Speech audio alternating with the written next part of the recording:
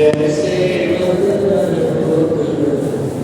संसार से तुझके मार्ग से नाशक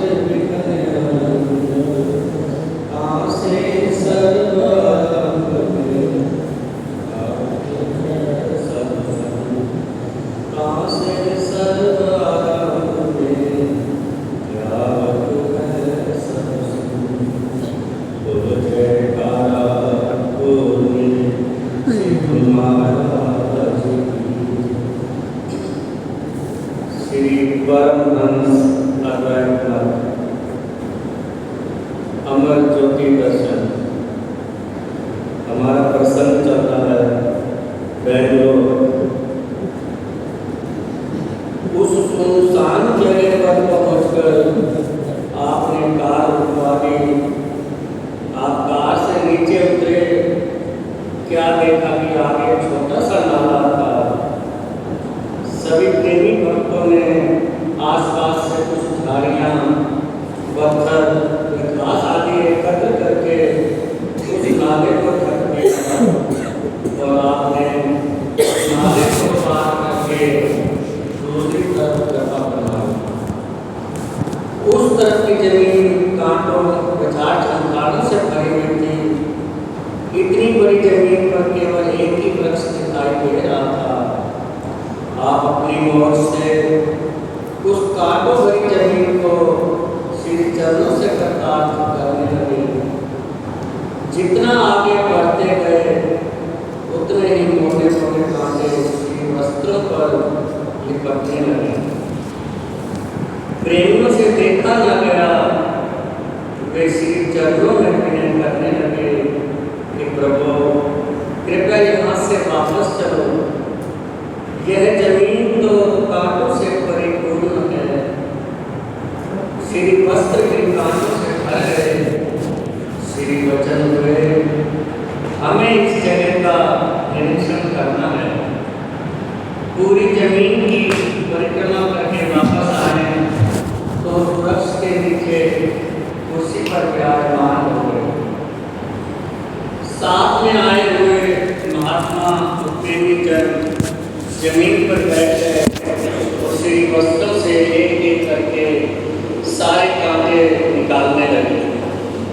जब सारे कांटे निकल गए तो भक्तों ने मन ही मन अनुमान लगाया कि श्री प्रभु जी अवश्य ही यह जमीन पसंद कर रहे हैं।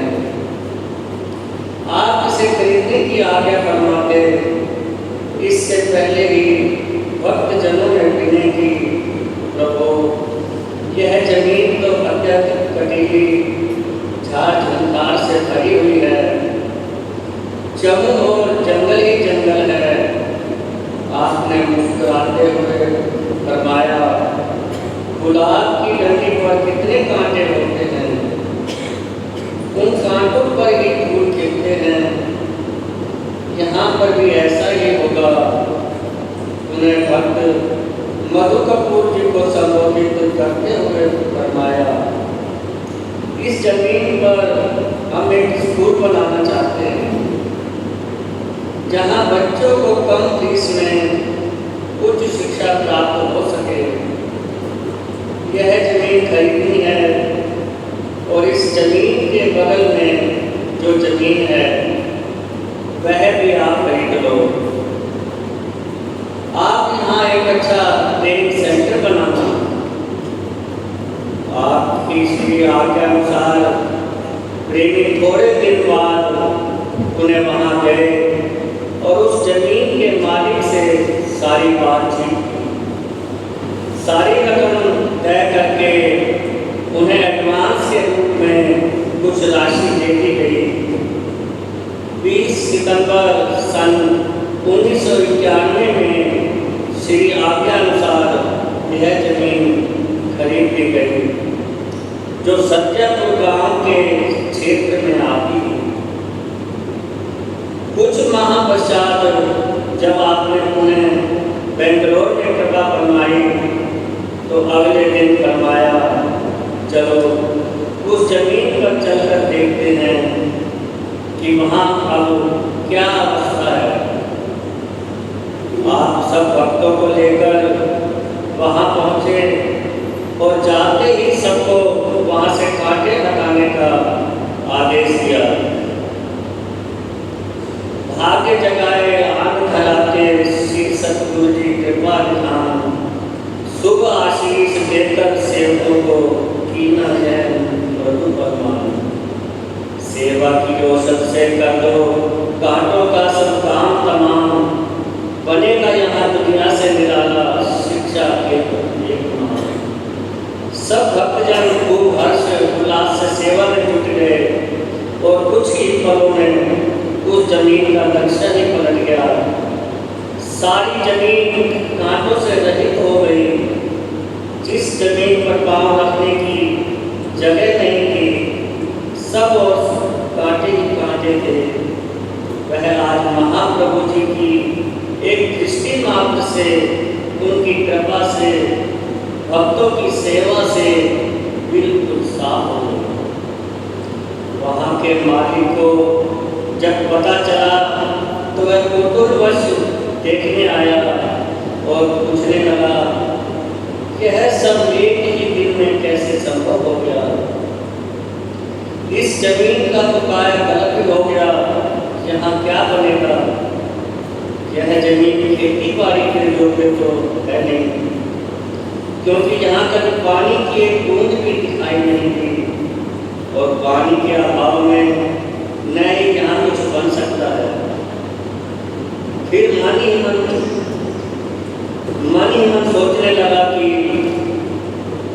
मुझे तो इस जमीन के पूरे दाम मिल गए हैं, अब चाहे ये कुछ भी बनाए, मेरा इससे क्या प्रयोजन।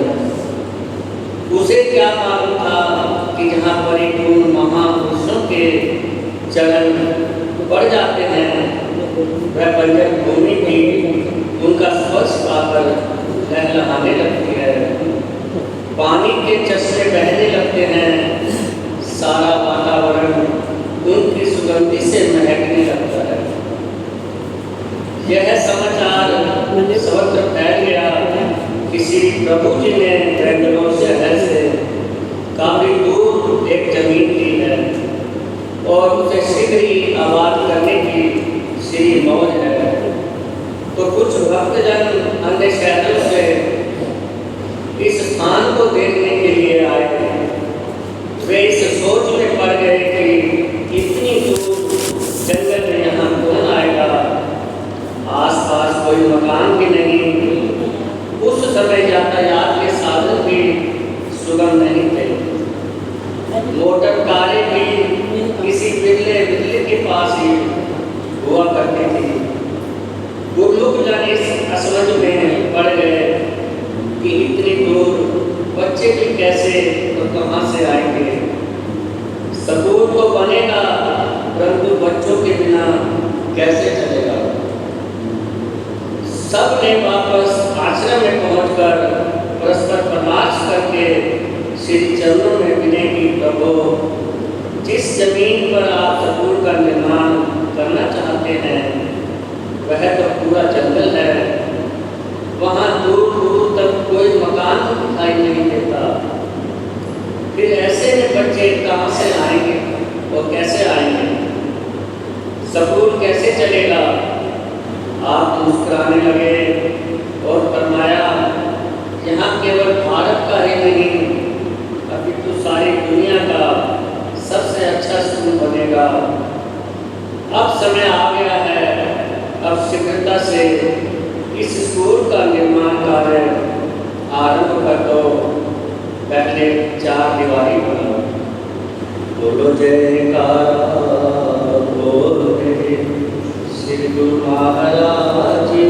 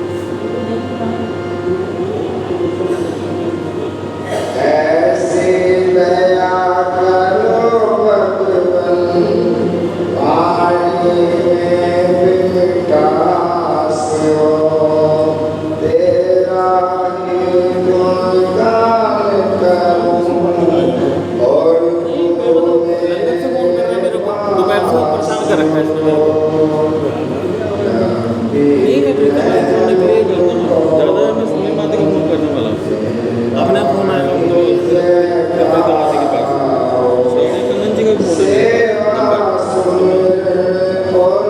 बिना मतलब उसका नाम ले इसका नाम अमित माती बोल रहा कोई नहीं बोल रहा गलत बात मत कर यार ये चीज़ मत कर रोगी भाइयाँ बना रहे तू भाई जी को बोलते कड़ी बनाने को जा बोल भाई जी को कड़ी बनाओ जा जा बोल ऐसे थोड़ी होता है नियम होता है तो कायदा होता है ऐसे थोड़ी है ऐसे नहीं होता भाई जी 6 महीने में एक बार बनाती थी इसलिए ना 6 महीने में एक बार उनको बोला 6 महीने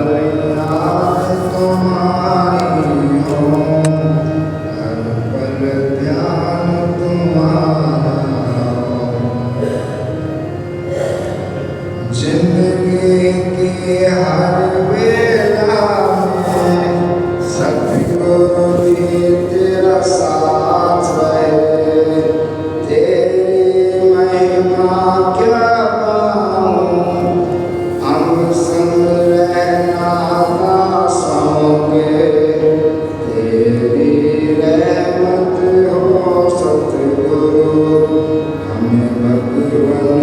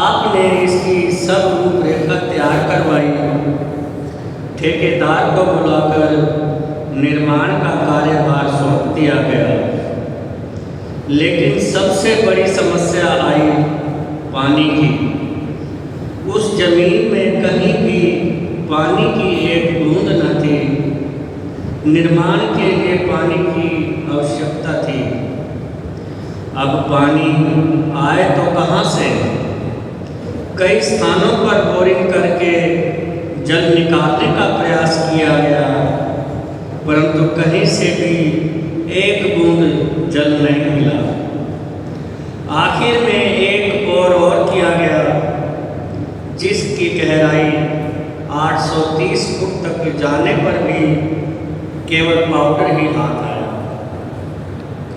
अगली बार जब आपने बेंगलोर में कृपा फरमाई तो आते ही फरमाया स्कूल का कार्य आरंभ हुआ या नहीं। 4 दीवारी बनानी आरंभ की। प्रेमियों ने हाथ जोड़कर विनय की, स्वामी जी वहाँ एक बूंद पानी नहीं है। ना जाने कितने बोरवेल बनाए परंतु पानी नहीं निकला। अब तो आप ही कृपा कीजिए। यह सुनकर आपने फरमाया चलो हम स्वयं चलते हैं। कुछ महात्मा भक्तों के साथ महाप्रभु जी उस स्थान पर पहुंच गए। एक स्थान पर पहुंचकर आपने निज कर कमलों से वहाँ निशान लगाते हुए फरमाया कि इस जगह खुदाई आरंभ करो, यहाँ से अवश्य ही पानी निकलेगा। सब ने श्री आज्ञा शिरोधार्य कर मिलकर उस स्थान पर खोदना आरंभ किया। घोर आश्चर्य है, केवल 8 फुट की खुदाई करने पर ही देखा कि 4 फुट गहरा पानी खड़ा था। उसी 4 फुट पानी से सारा दिन चुनाई का काम होता। शाम तक वहाँ एक बूंद पानी न बचता। अगले दिन फिर वही करिश्मा, जब सेवक जन सेवा करने के लिए आते तो उसी स्थान पर 4 फुट पानी भरा हुआ देखते। सारा दिन प्रयोग में लाने पर शाम तक वहाँ एक बूंद न बचती। अब तो प्रतिदिन यही सिलसिला चलता रहा और आपकी अपार कृपा से 2-3 मास के अंदर पूरी 4 दीवारी बनकर तैयार हो गई।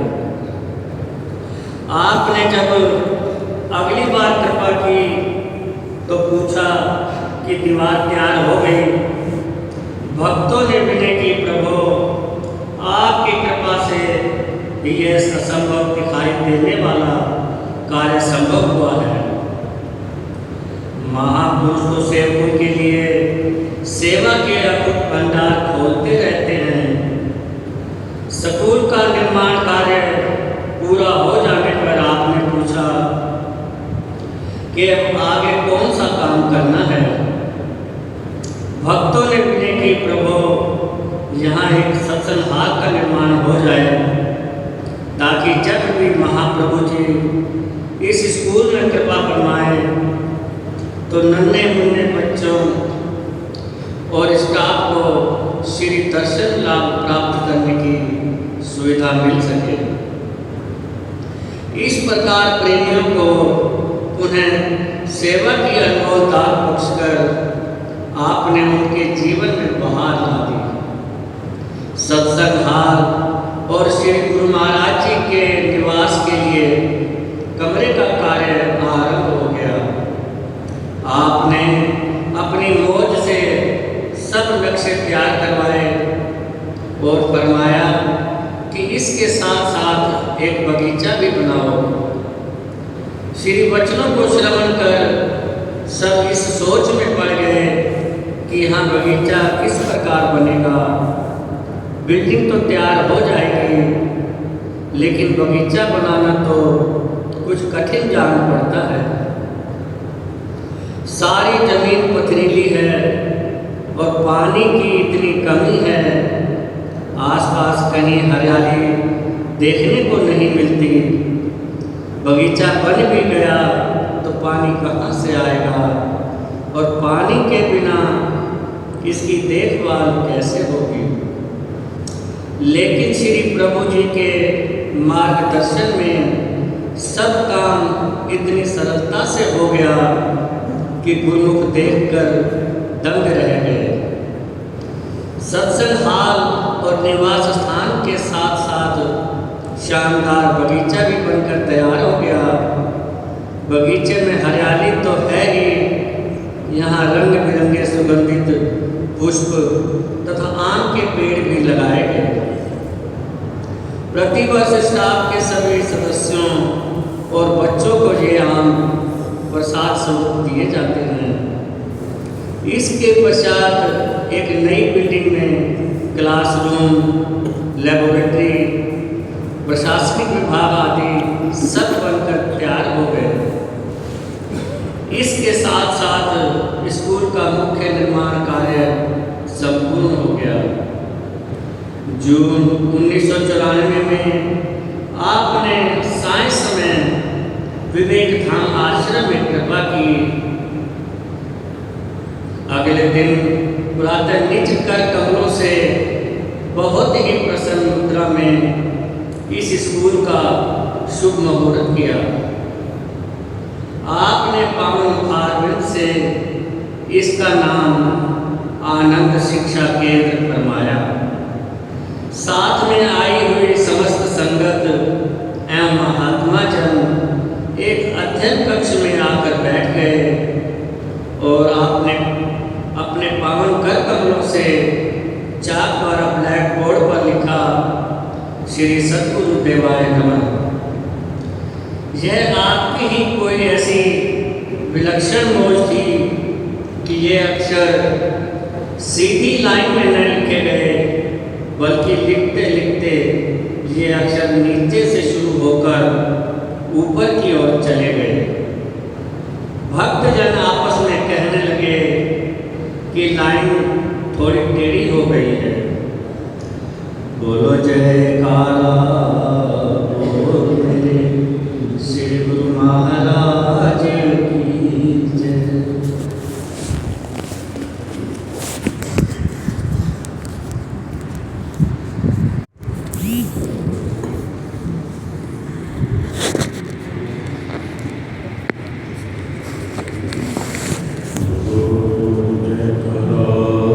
बोल मेरे श्री महाराज की जय।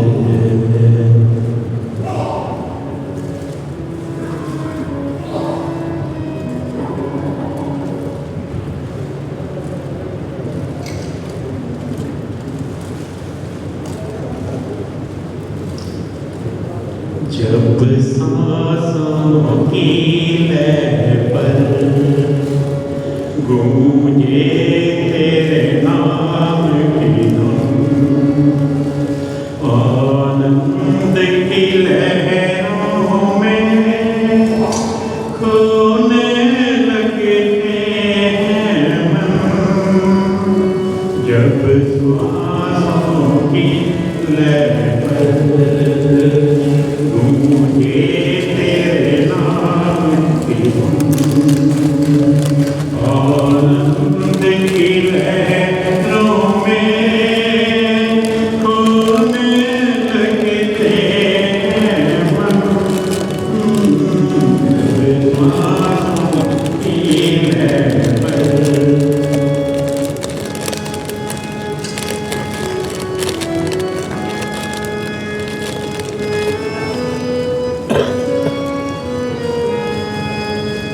सृष्टि को प्रकृति को तेरे नाम का है आधार। इस नाम के रूप में ही अंग संग हो प्रभु साकार। कर देते हो जिस पे कृपा, उसे नाम में हो दर्शन। जब सांसों की लय पर गूंजे तेरे नाम धुन,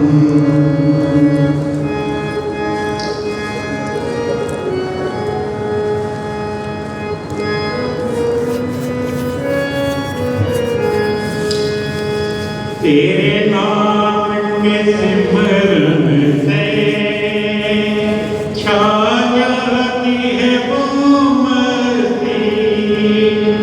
दुनिया की किसी शय में हरगिज़ जो नहीं मिलती, उसे मान अपमान से क्या।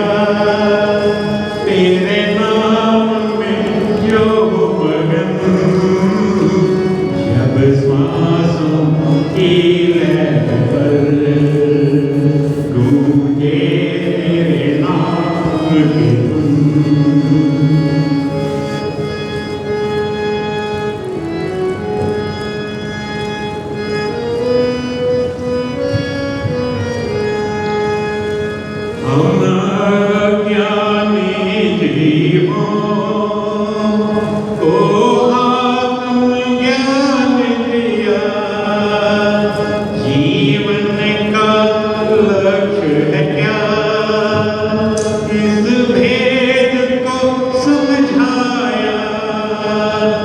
और लक्ष्य को पाने को दिए हमको सरल साधन।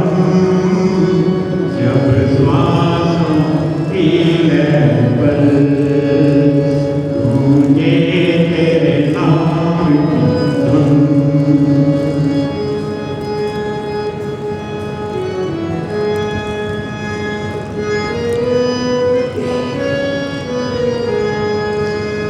है ये तेरी मेहरबानी दासों पे मेरे स्वामी।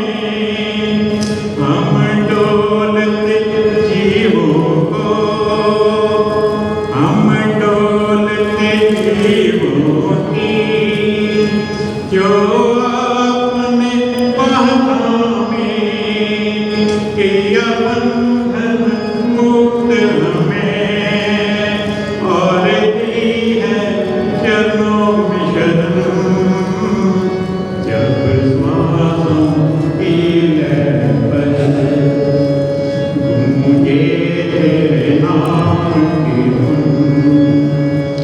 आनंद की लहरों में खोने लगते हैं मन। जब श्वासों की